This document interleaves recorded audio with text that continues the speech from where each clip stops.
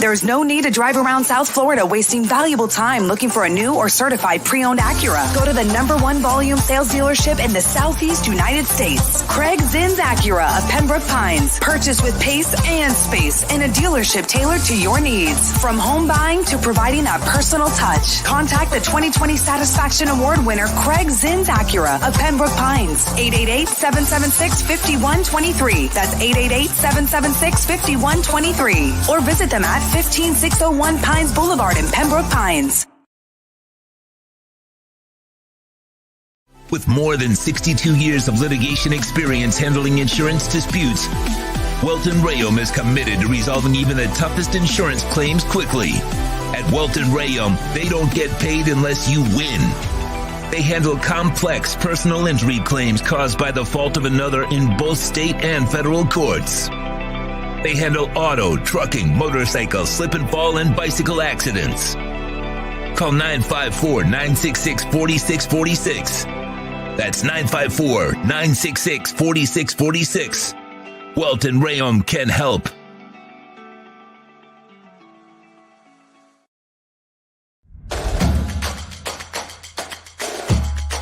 Welcome to Caneswear. New store, new items, same great experience. Family owned and operated since 2010, Caneswear has the latest merchandise from the Miami Hurricanes, Miami Dolphins, Florida Panthers, Inter Miami CF, and more. Come visit us at our store in Davie on University Drive, just south of 595, or online at caneswear.com. Caneswear, the spot Miami fans shop.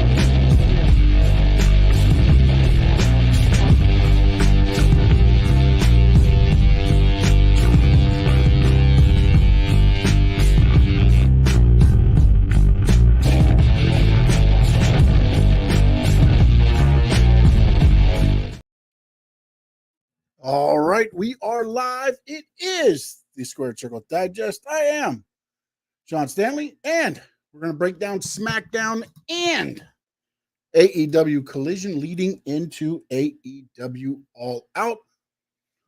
So thank everybody that is in the chat. Got Terry's already in. Dad's in. Appreciate you on X as well if you're watching us there. Don't forget to hit the like button, hit the subscribe button, share. Overall, two pretty good shows. SmackDown was a little bit better again this week, I think, than last week. It picked up a little bit more just because I believe I feel like they kind of mailed it in for Bash in Berlin in the buildup. And what I'm going to do tonight is I'll cover SmackDown first, and then I'll jump in and cover Collision. And then also if there's something that kind of happened on both, We'll look at both sides of it. SmackDown, it was the last SmackDown on Fox starting next week. They head over to the USA Network, and then they'll be there now. That's their new home. And then actually all CW will get NXT October the 1st, I believe it is. And then January 6th, Raw will go from USA to Netflix. So for right now, though, you're going to have all three shows on USA. And then October 1st, it'll start Raw and SmackDown on USA. And then January 6th, the full schedule will roll out to where Raw is on Netflix. NXT will go to CW. And SmackDown will go to the USA Network. So all of that has been happening, and it's going to be interesting. A lot of little things coming out about, a lot of the wrestlers are being interviewed now and talking more about going to the Netflix. And, Roman was asked about it, I believe, and he said he liked the PG. He liked the challenge of doing the PG era. And we'll see how it goes. I don't know that it's going to change a whole lot. I think maybe you'll see more faster-paced matches because there may not be commercial breaks, so it'll just kind of be a quick kind of like a live show where you go from one match to one match to one match without the intermission, of course. So we'll see where they go from there. But tonight's SmackDown got underway. It was Cody Rhodes coming out, cutting a promo, calls out Solo and the Bloodline. They come out. Solo gets in and asks, he's like, are you done running your mouth? Are you done playing around? I want my shot at the title. Cody answers back and he says, you know, you do indeed deserve a WWE Undisputed title match, paraphrasing. And then he said, but I'm not talking to you. I'm talking to Jacob Fatu. Trying to cause a little dissension in the ranks there. Jacob Fatu does pop up on the apron, but again, Solo talks him down, and ultimately it is now signed. Next week it will be Solo Sikoa versus Cody Rhodes inside a steel cage match, the first SmackDown on the USA Network. And then they got 3 good matches next week, and I'm sure they'll add to it. I'm sure you're going to have a little bit. Usually when they debut on a network, as you saw when they debuted on Fox, you had The Rock come in. I mean, it's what they do. Usually when they debut, there's going to be a couple surprises. So I would expect Roman at some point to be there. Do we get the final boss? Does The Rock come back just for that show? I don't know what his I have not been following his shooting schedule, so I don't even know if that's actually in something that could happen.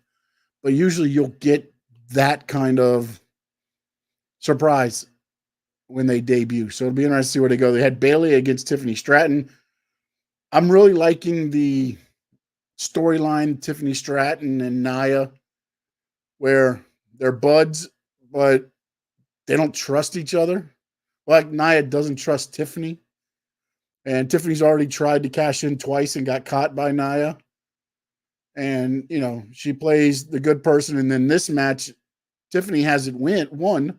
Nia's on the apron after she got kicked by Bayley.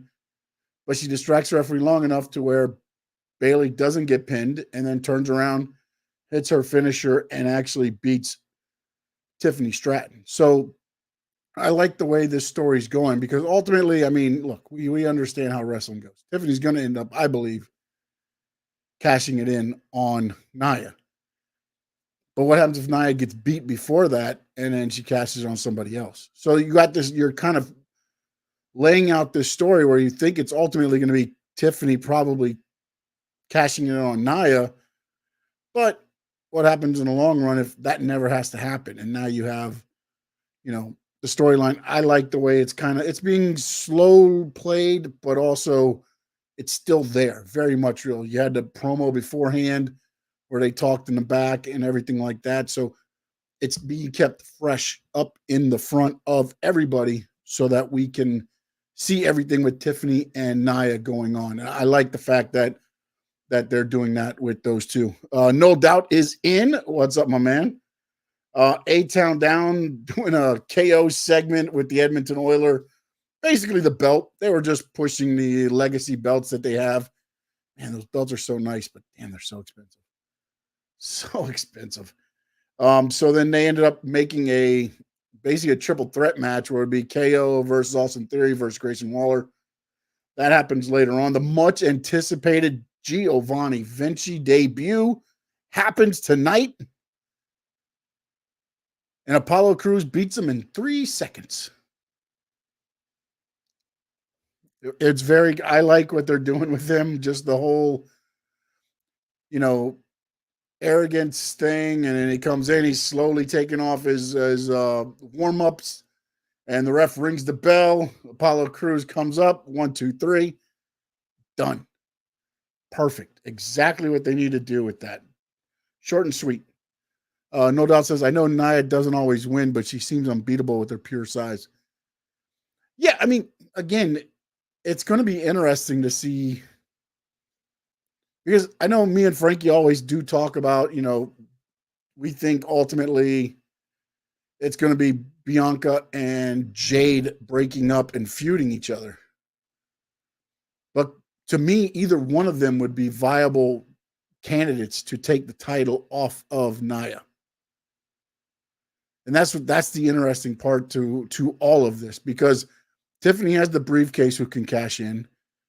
I believe Jade or Bianca could beat Nia. So you have quite a few challengers there already built in for Nia Jax. So we'll see where they go, because there's a lot that they can do. Chelsea Green, Piper Niven with Michin in the back with Nick Aldis. They end up making the match. The match happens. I mean, I don't know where they're going with Chelsea Green and Piper Niven. That's my only wonder. I love everything that Chelsea Green is, and the Piper Niven doing the dirty work outside the ring, rolls her back in. You know, she hits the unpretty her on Michin and wins the match. You know, I like that style, but the thing is, it's good for TV. I don't know how it works out to where, unless once Bianca and Jade drop the titles and do their feud, they would be that you know, you can put the tag titles back on them. I believe they had the tag titles at one time, but I like the whole Chelsea Green. You know, she doesn't really get dirty, and then Piper Niven gets dirty, and then she hits the finish, and Chelsea goes on. So I like where, again, just small little things, nothing over the top, nothing crazy, but they do get you at least to follow along on the character development of Chelsea Green. She was just on NXT. Julia ends up taking her out. So, you know, and they bring that to SmackDown, talking about it and things like that. So you're still building up the hype, and she's been everywhere. And she's a good hand to have. Chelsea Green will do anything, and it shows week in and week out. You had LA Knight come out, then Andrade and Carmelo come out, and a whole breaks out, and blunt force trauma to Andrade. Carmelo starts, you know, shit talking to him. LA Knight comes, blunt force trauma to him as well, leaves them both out, and then is announced the 5th match in the best of 5, or series of 5, I think they're calling it, next week on the debut episode of SmackDown on USA, Carmelo versus Andrade. So now you have another match announced for next week.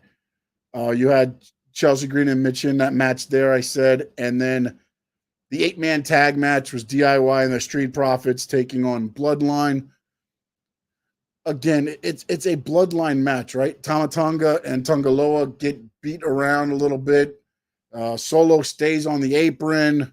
Jacob Fatu's on the apron. Jacob Fatu finally gets tagged in. The Wrecking Ball goes to work. Does all the dirty work, kind of like the Piper Niven Chelsea dynamic. He does all the dirty work, right? And then Solo tags in, hits the spike, gets the pin on Montez Ford. The Bloodline win, and as they go off Fox for the final time, it is Solo Sikoa and the Bloodline with the fingers in the air. Which seems like it's been that way for, except for the Bash in Berlin, because they weren't there. I mean, they did the little boardroom one. But ultimately, you saw that a lot as they were heading off of TV on SmackDown. Yeah, I don't know if he's going to hide under the ring for the steel cage match next. You know what I do find kind of interesting? Because we have talked about, I felt Survivor Series War Games will be the match, like the Bloodline feud. Well, that's only 2 pay-per-views away.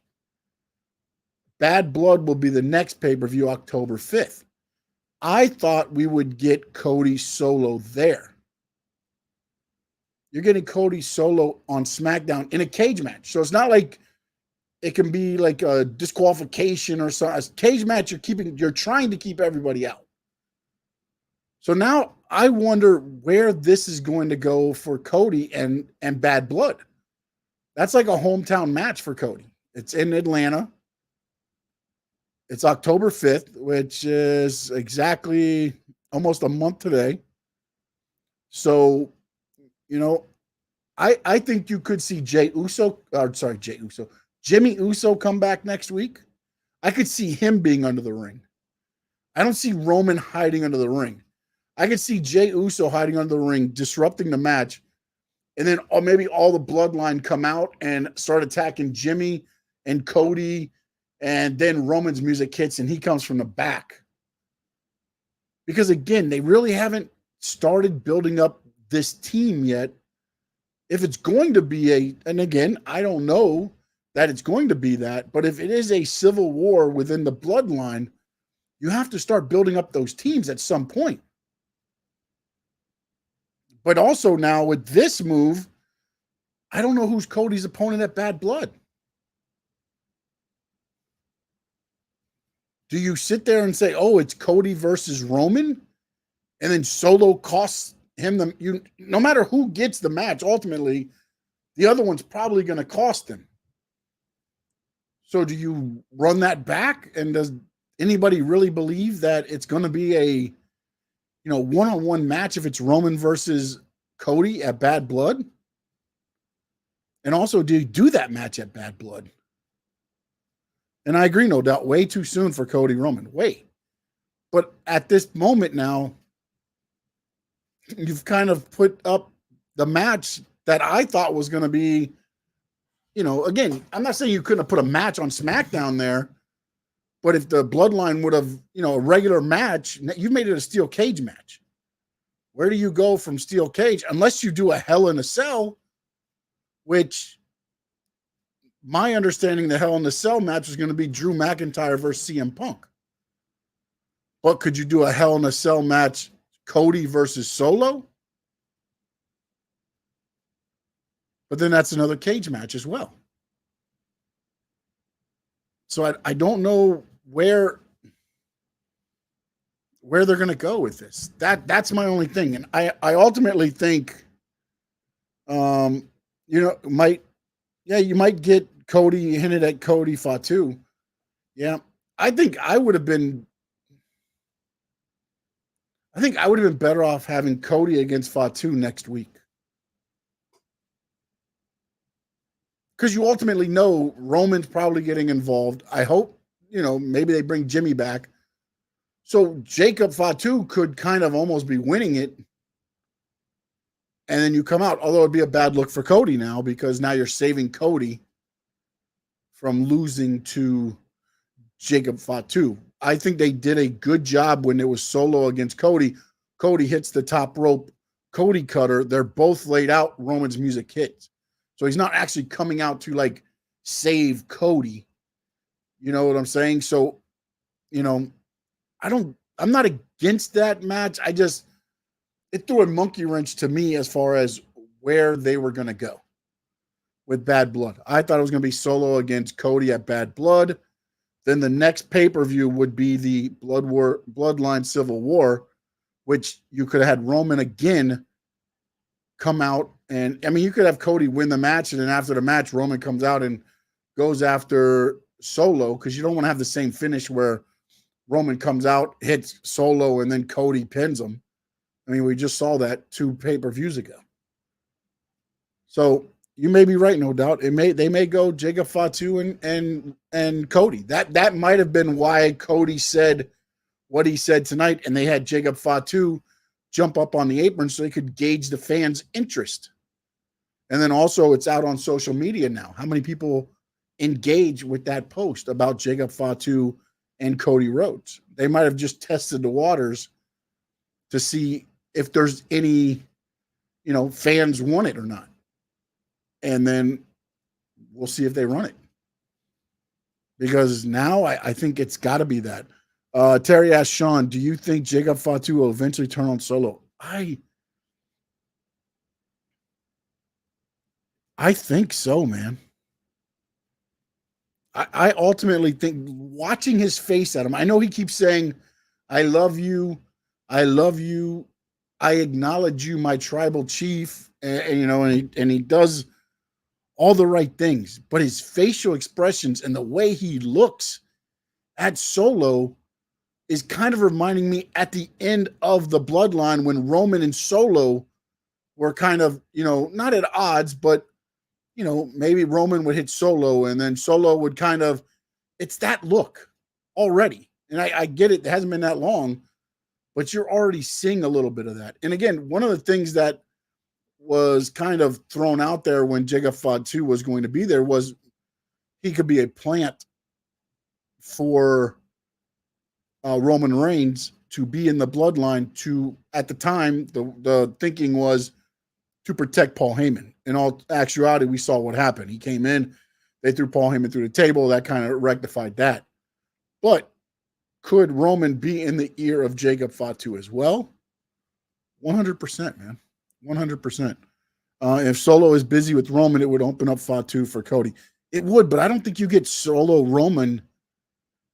Well, you know what? Maybe, but again, I don't know that you get that match, or maybe that's the match where they start making the teams, because you'll have Tama Tonga, Loa, and Solo beating up on Roman, maybe, and then you see whoever else come out and make the save, I guess. I mean, I'm not saying no to any of it. I don't know what direction they're going on. Both those ideas would make sense. I just don't know that they do Roman Solo that quick as well. I mean, I know we got a month to set it up, but at a Bad Blood pay-per-view, before you go to Survivor Series War Games, do you put Solo versus Roman one-on-one? Or do you somehow say a 6-man tag where it's Solo, Tama Tonga Loa against Roman, and he's got to find 2 partners? And then ultimately, Solo plays the thing where Roman doesn't get him and he just keeps feeding him Tonga Loa or Tama Tonga, and Tonga Loa will probably end up taking the pin during the match. But, again, I don't know that we get one-on-one that quick as well, Solo and Roman. But hey, you never know. I still don't have a firm grasp on, the way Triple H, Vince was very predictable on how things were going to go. You kind of figured that out. I haven't figured out a lot with Triple H yet, because he has said, and you can see how he does it. He listens to, things that are said on the internet. Not saying that he goes with them every time, but he will, have the angle going one way and might flip it to go the other way from what he's seeing online. And not saying that all the time it changes his aspect of it, but he does that more than Vince had this is mapped out. This is what's going to happen, and nothing's going to change that. I think if Vince was still in charge, that whole WrestleMania 40, it would have been Rock versus Roman. Never would have got the Cody. Never would have got the Cody. And I know Cody came out on a podcast and said, if people knew what was given to me for WrestleMania 40, it would make them even madder. He didn't say what it was, but, we'll see what happens. No Doubt asks, who do you think is KO's partner next week? I was thinking it was an opportunity for the Orton return. It is 100% time. It is an opportunity for the KO return.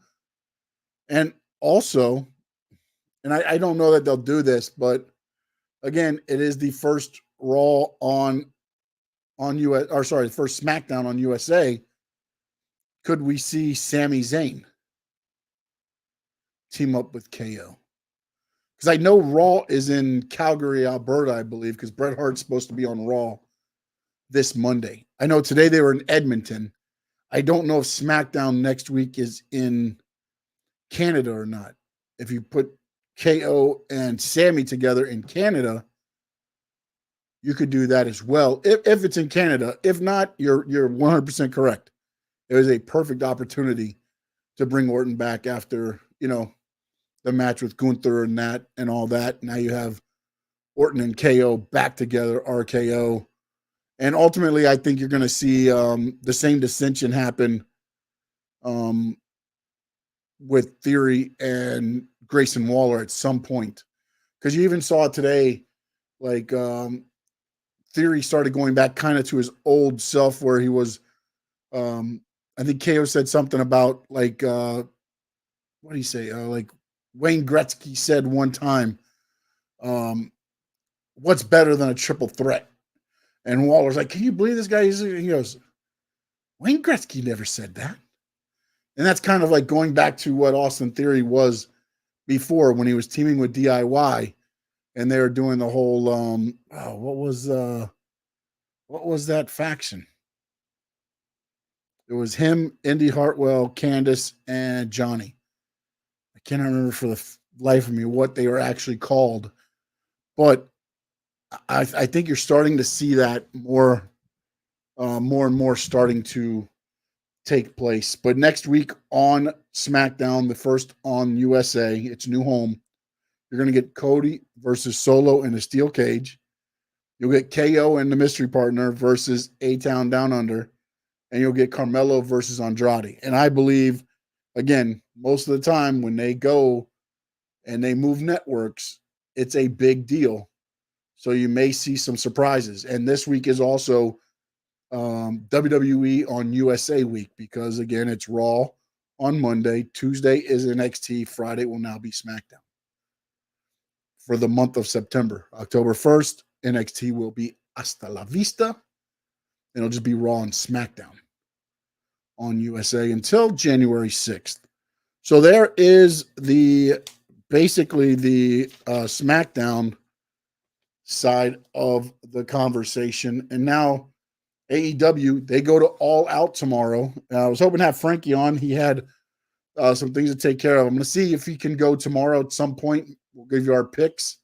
If not, then I'll definitely put my picks out tomorrow afternoon. Collision was pretty good. I found it odd. I know the pay-per-view is on Saturday and Collision can't, go, but I thought maybe they went head-to-head with the final Raw, or sorry, I keep saying final Raw, the final SmackDown on Fox. I don't know, again, TNT, if they're thinking like, hey, let's see how this does. Because now, again, remember, SmackDown on Fox has a broader, much broader, stroke than USA has. So the numbers that they're getting now on SmackDown are going to, I believe, drop considerably. They'll probably drop down to what your Raw is, about a 1.7, 1.6, 1.7. Right now, they've been going about 2.3, 2.4. But I don't know that many TVs get, again, there's less TVs get USA than get Fox. Fox, you can get on cable, not even on cable TV. You can get that on the little knobs. And if every pretty much everybody can have Fox. Not everybody's going to have USA depending on your plan. And we'll see where they go from there. So we'll see where the numbers drop to. Last Saturday, AEW Collision got its worst ratings in history. Again, it was the first Saturday they went against college football. And maybe they're testing something here to see if the numbers are better on Friday, because on Friday you have less football games than on Saturday because college football rules, NFL rules, any football in general is going to rule. So, yeah, the main event was great. It was an 8-man all-star challenge or all-star tag team match. It was your tag team champions, the Young Bucks, the TNT champion, Jack Perry, and the Continental champion, Okada, against the AEW Trios champions, which is Claudio, Yuta, and Pac, and, of course, the AEW World Heavyweight Champion, Bryan Danielson. It was a great match. Everybody got their stuffs in. It was a hard-hitting match. I found it odd where they're trying to make it seem like Claudio and Yuta have never teamed up. I mean, they're part of the Blackpool Combat Club. They've teamed up before. They're not, I mean, yeah, they haven't teamed up in a little while, but they have teamed before. And they're just pushing it in the in the commentary as, they're looking great as a tag team. Well, they're part of a collective group. They should look good together. And then you had them go and pin the Young Bucks. Draw a little interest, I guess, for the match tomorrow. Do I think they're going to win the match tomorrow? No, I don't think that's going to happen at all. But in that match, it was fun. Everybody got everything through.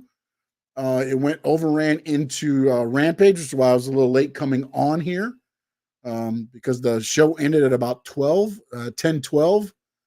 Already started in Rampage, and then I started the live here. So, overall, I thought Rampage was good. Starting from the beginning, they highlighted the Hangman Page swerve angle.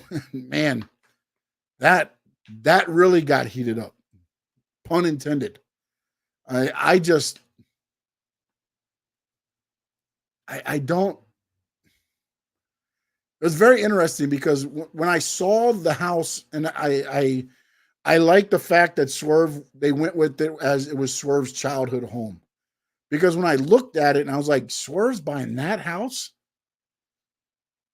It should be something, to me, better. Swerve's like, I feel like, like he's like in a mansion. You pull up and it's got, fountains in the front, the columns. That's what I see Swerve in. And he did say, it was his home he grew up in as a kid, and his mom, and he said all the things about it. And then, of course, at the end of the night, it led to Hangman basically burning his house down. So they recapped that. And now they have made it a non-sanctioned, lights out steel cage match at AEW All Out. AEW is taking out all risks. They don't want to be held responsible for what happens in that match. So I have a feeling that's probably going to be one of the bloodiest matches ever. Swerve's a crazy mofo. We've seen it. He was getting stapled. They stapled the dollars to him. And he's Hangman Page. At this point, though, to me, that match has got to be just straight violence. Because they've escalated it to that point. That dude burned his house down. That's a felony. Anybody else is going to jail. But they kept him out of jail. And now they got him the sanction match. So we'll see where it goes tomorrow night. Let's see. The Young Bucks are kind of silly, but they always surprise me how talented they are. Yeah, what's so funny? And this is probably a bad comparison. But they're so good. They're very nonchalant, which reminds me of Cam Ward, the Miami Hurricanes quarterback. To me, when I didn't watch a lot of Washington State Cam Ward, so I didn't know, I guess, what to expect. But when he's just back there, it's like he's bored. It's like he's just moving around slowly. It looks slow. I'm sure it's a lot faster than it looks on TV. But he's so good. He's just nonchalantly like moving around and flicks the ball downfield and completes the pass. And it's like, all right, I guess, and that's the way, to me, the Young Bucks are. They know how good they are. They've known how good they are. Do I always agree with the psychology of some of their matches? No. Can you disagree with how talented they are? You have to agree 100% how talented they are inside that ring. And outside the ring. Hell, the EVP's AEW. They did the All In. They had one of the biggest shows that was not put on by a big company at the time. With the first All In. They're very talented. And sometimes it almost feels like, they just get a little bit bored, I guess, and kind of nonchalantly do stuff. And again, I think also they have realized that it works better with the gimmick they're doing now to not wrestle as much. Wait for the pay-per-views, wait for the other stuff. And then it's more of an attraction to me. Because again, I do not like the fact that you had 8 guys in the ring tonight that are going to be very majorly involved in your pay-per-view tomorrow. In a match like that, I love the match. Don't get me wrong. I'm so happy they did it. But if I'm Tony Khan back there, I got my fingers crossed, my toes crossed. I've got everybody beside me with their fingers crossed, making sure nothing happens. If any of them get injured, and again, a lot of these moves, you're just an inch away from something going wrong. And you've got all 8 of them. 3 matches. Those 8 guys are involved in 3 matches. Yeah, no, 4 matches, actually. I'm sorry. 4 matches. You got the tag team match, you got the heavyweight title match, you got the Continental, and then you've got the Will Ospreay, the international title, which is Pac. So 4 matches on your pay-per-view are those guys fighting. And it wasn't, and again, I love the fact they're not holding back. I love that about AEW. But it would worry me when those guys, somebody tweaks an ankle flying around the ring there or anything, that's gonna not be good for you for the pay-per-view. But they got away with it. Matt did this spinning kick and got like 5 feet off the ground. Yeah. No, I mean, they got ups, man. They can jump. They're great athletes. They are. They don't look like they're great athletes, but they are. And maybe it's the shoes. Maybe it's those shoes. No doubt. It might be the shoes.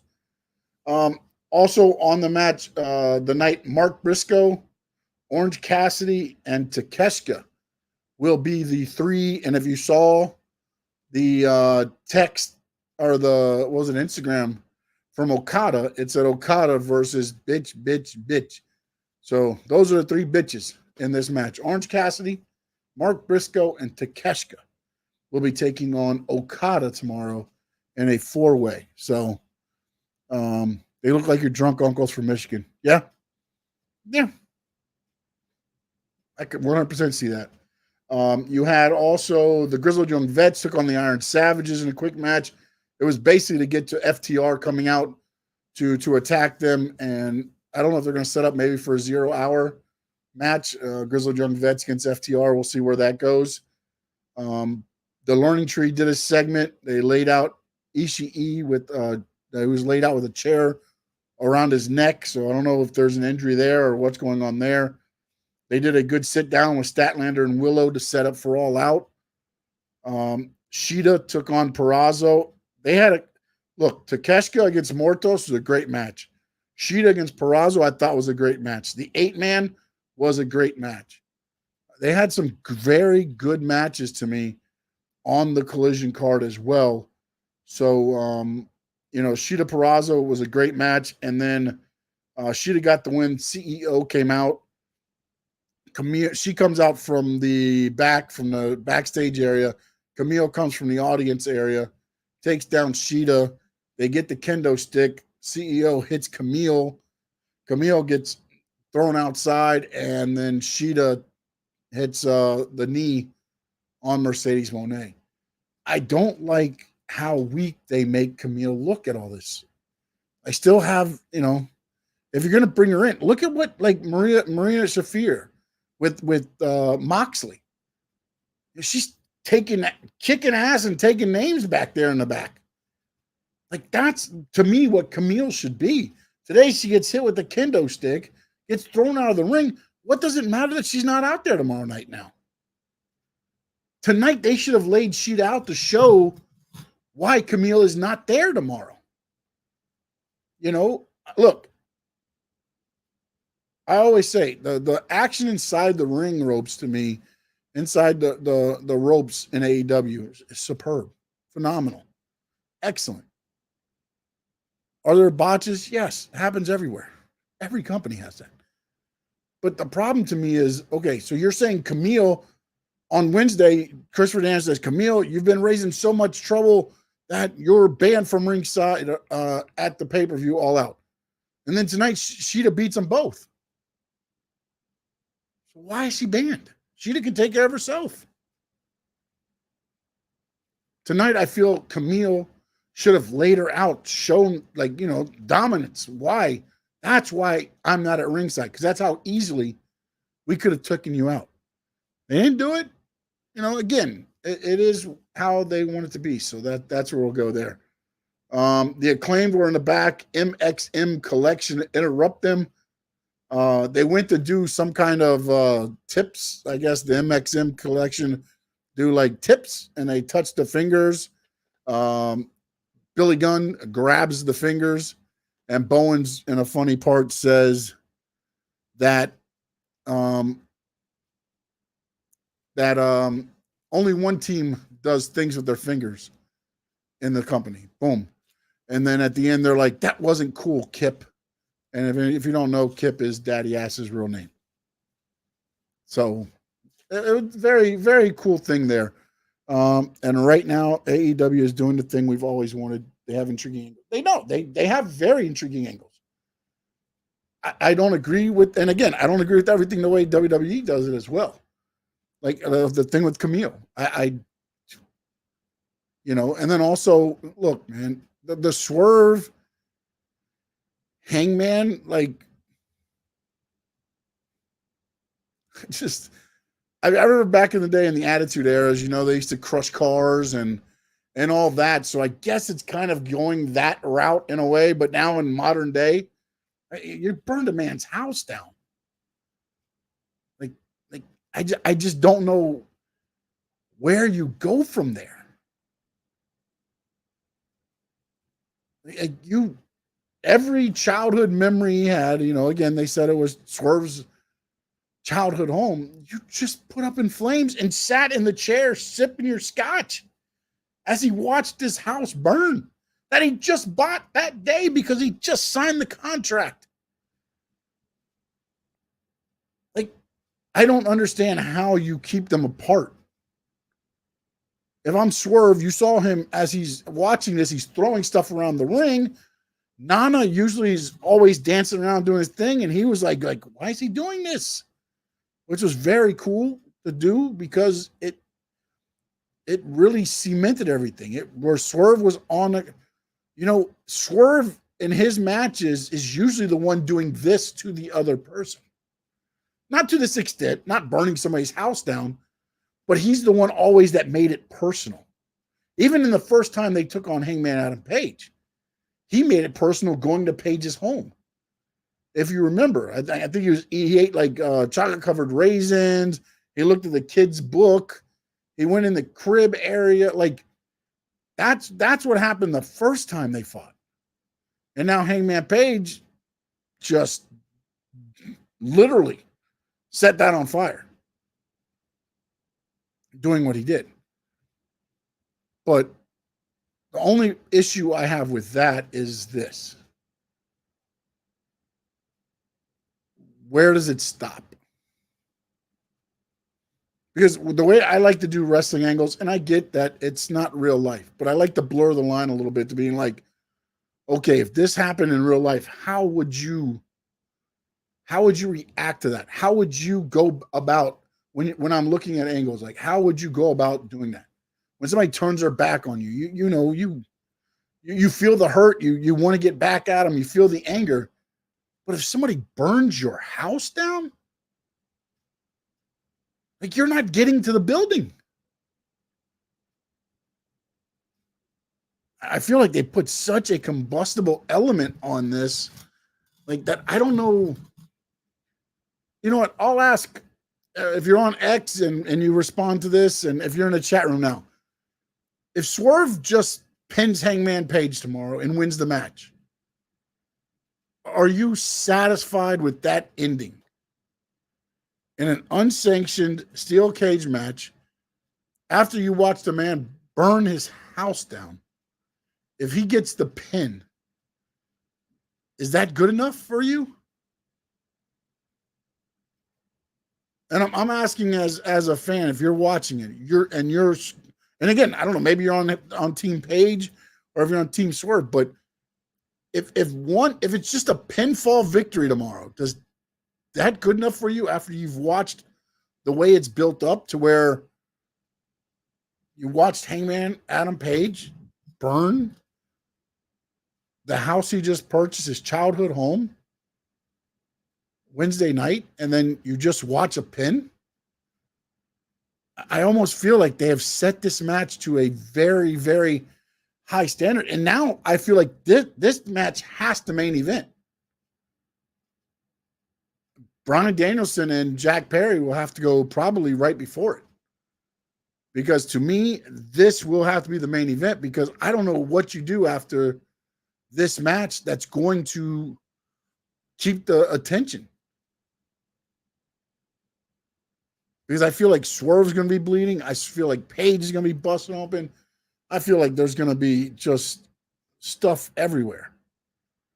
Kenneth Clark asked my thoughts about the NASCAR playoffs.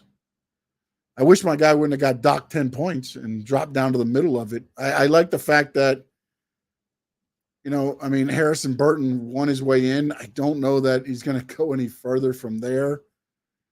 I like that Reddick is doing good, but I don't know that it's just the playoffs when it gets there, man. Like, you got these 3 races now. You've got Atlanta this week. I believe it's Talladega, and one more, or maybe one more than Talladega. Like, Talladega is such a wild card track, man. And you just saw, Harrison Burton win in Daytona. Like, you might be able to get a surprise winner there from one of the guys that are in the playoffs. You could see a Harrison Burton advance and knock somebody else out. Like, usually the playoffs go pretty much the bottom 3 are your first, the bottom 4 are the first eliminated. And then as it keeps going up, you'll have some guys usually go. I haven't really looked at how far ahead Reddick and all those are on the I'm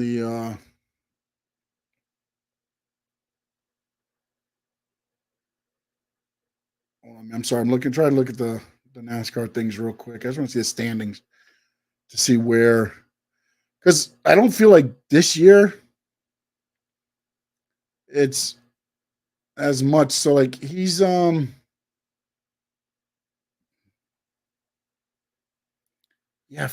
down to, so Ty Gibbs, Martin Truex, the last one in.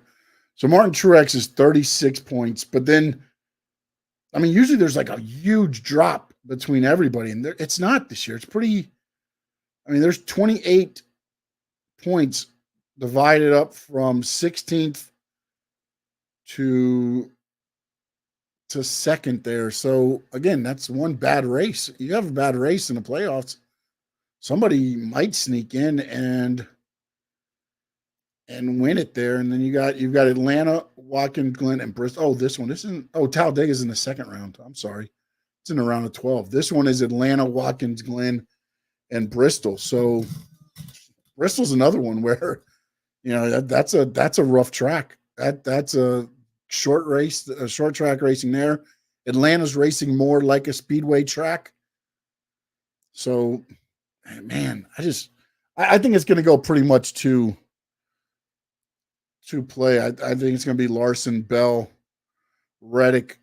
I'm hoping Hamlin will be the 4th, but I don't know. That's 13 points. He's 7 points out of number 4 right now. But also, like, he seems to always get caught up in just dumb stuff, especially when it comes to the playoffs. No Doubt says 2-car, baby, 2-car. I don't know about 2-car. Austin Centrix, he's in 10th. You may be able to do it. Tyler Reddick, dude, has been really good. Larson is the obvious front runner, but 2-car for life. Yeah. So did you like the 2-car before Cindric took over? What I started, the NASCAR when Hamlin came in, and I love the number 11. Number 11's always been mine. And so I kept that with that. It's kind of how I became there. But Kenneth, I appreciate you, man, talking some NASCAR on here. But I think everything's going to play out as it just seems, for everything, like all the unlikeliness that kind of happens as it gets toward the playoffs. When you get in the playoffs, it's usually the top 4 cars are usually the class of the field. The only difference is Ryan Blaney's sitting in 5th. And Chase Elliott's, again, 7th, but he's a point behind Hamlin and 8 points from 4th. 8 points is not huge, man. Yeah, okay, Rusty Wallace. Okay, no problem. No problem there. It's just, 8 points nowadays is not huge. And when you're looking at, Atlanta, Watkins, Glen, I don't think. I mean, Atlanta now with the being like kind of super speedway-ish, you could get caught up in a wreck there early, or one of the, the big one, as they say. So that might hurt somebody. Watkins Glen is usually a pretty tame track. Bristol, again, as you're going in, that's the last race, the round of 16. If somebody's on the bubble, again, we've seen, I mean, Austin Dillon, he totally took everybody out. I know he got the penalty and stuff, but does somebody try something similar and just, hey, if we get the win and we move on, we move on. If not, then we're done. Either way, I just don't know why you wouldn't try it at that point. So it's going to be interesting. But Atlanta this week will be cool. I did see some things. They were at the Braves game tonight. Chase Elliott threw out the first pitch. And they had Austin Dillon and Chase Elliott. They did they were just slowly idling around the outskirts of the baseball stadium. So, I mean, the baseball field on the warning tracks and things like that. So, but they are in Atlanta this week, and in Watkins Glen, Bristol, Kansas, Talladega, and then Charlotte Speedway Road Course. Man, that Talladega one, man, if you can get into the round of 12 and you're a Harrison Burton or something, but I mean, Harrison Burton's let's see. Actually, he's 14th. So if he could get up into 12th, I mean, technically he's tied with 12th. They're all with 35 points. So if he can have a decent race in Atlanta and position himself,